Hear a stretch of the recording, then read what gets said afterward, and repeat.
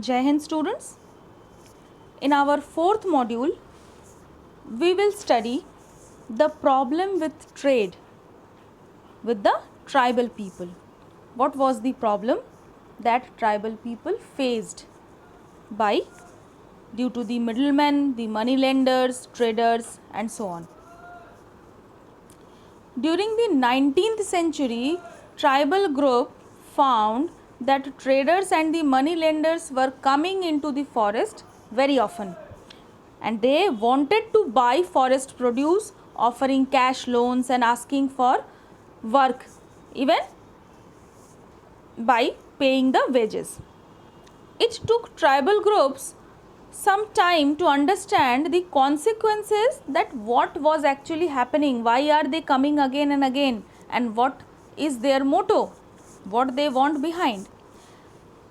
For this, to understand the situation, we will study the case of the silk growers, and that took place in the 18th century.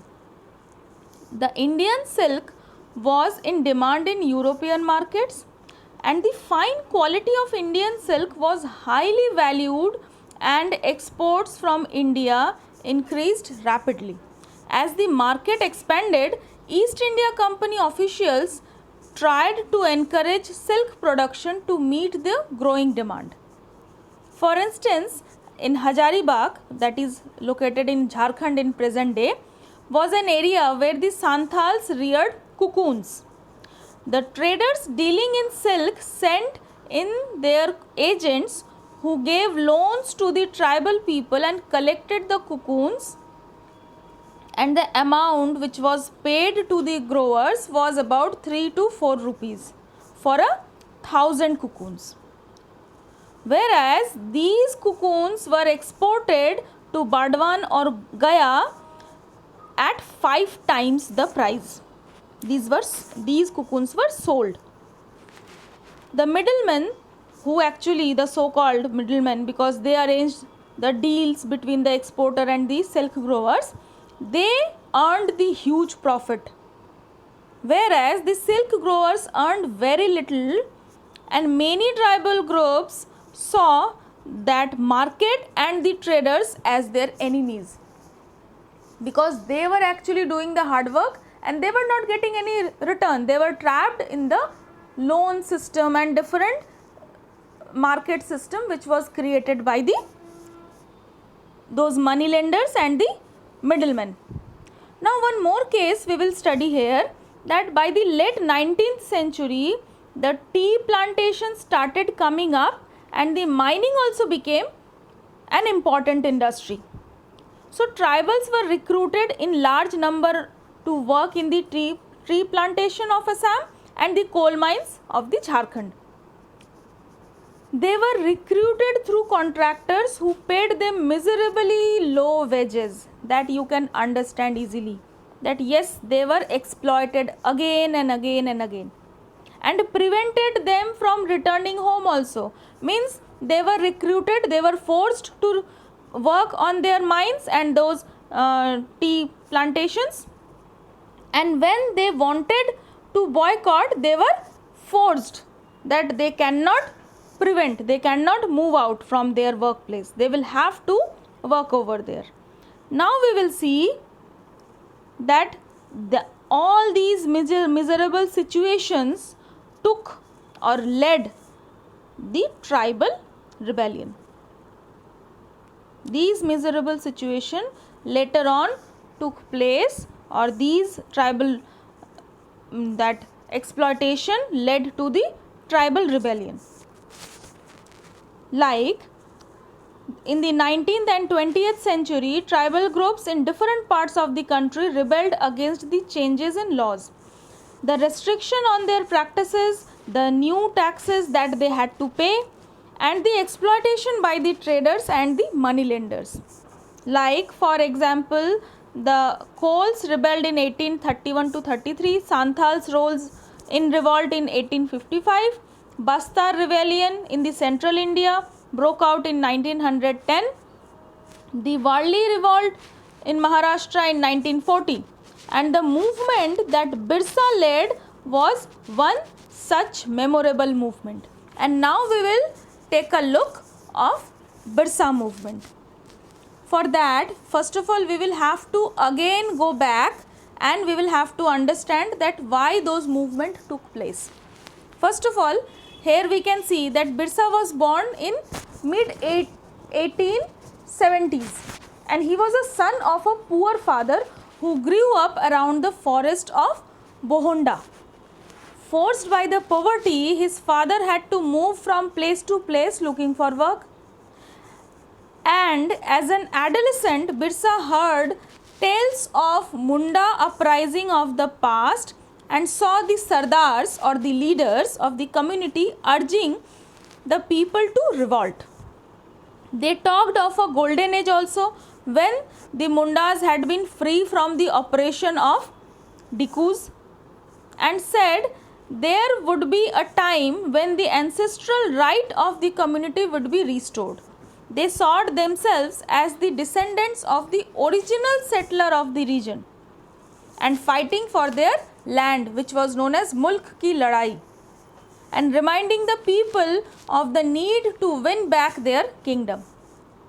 Later on, Birsa went to the local missionary schools and here also he listened the same sermon from the missionaries that it was possible for the Mundas to attain the kingdom of heaven and regain their lost rights. Birsa was deeply influenced by many of the ideas he came through whatever he came in touch with his growing up years. His movement was aimed at reforming tribal society. Later, Birsa also spent some time in the company of the prominent Vaishnav preacher. He wore a sacred thread and began to value the importance of purity and pity.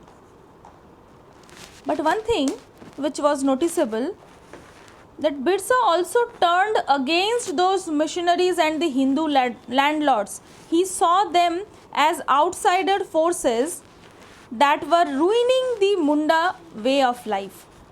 In 1895, Birsa urged his followers to recover their glorious past.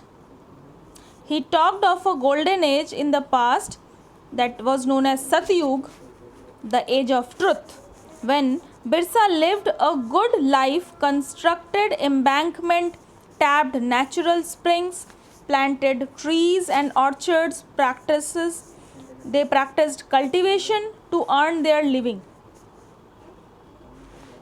But soon the British officials who were worried most because of the political aim of the Birsa movement, because as you can understand that Birsa wanted to drive out missionaries, moneylenders and the Hindu landlords and the government and set up a Munda Raj with Birsa at its head. The movement identified all these forces as the cause of the misery of Munda were suffering. The land policies of the Birsa were destroying their traditional and land system. Hindu landlords and the moneylenders were taking over their land and the missionaries were criticizing their traditional culture. As the movement spread, the British officials decided to act and they arrested Birsa in 1895, convicted him on the charge of rioting and jailed him for 2 years. But soon after 2 years, when he was released from the jail in 1897, he began touring the villages. He began to tour the villages to gather support. And he used traditional symbols and languages to rouse people, urging them to destroy Ravana. And who were those Ravanas? The Europeans and those Dikus who were known as outsiders. And stabilized a kingdom under his leadership. Birsa's followers began targeting the symbols of Dikus and European power. They attacked police stations and churches and raided the poverty of moneylenders and zamindars. They raised the white flag as a symbol of Birsa Raj. and in 1900th century Birsa died of cholera and the movement faded out. However, the movement was significant in at least two ways. First was it forced the colonial government to introduce law so that the land of the tribal could not be easily taken over by the Dikus. And the second way was it showed once again that the tribal people had the capacity to protest against injustice and express their anger also against any kind of illegal rule such as the colonial rule. They did this in their own specific way, intending their own rituals and symbol of their struggle. So this much we have discussed in this chapter. For any kind of query, you can get back to me. Till then, happy learning. Goodbye. Be safe. Thank you.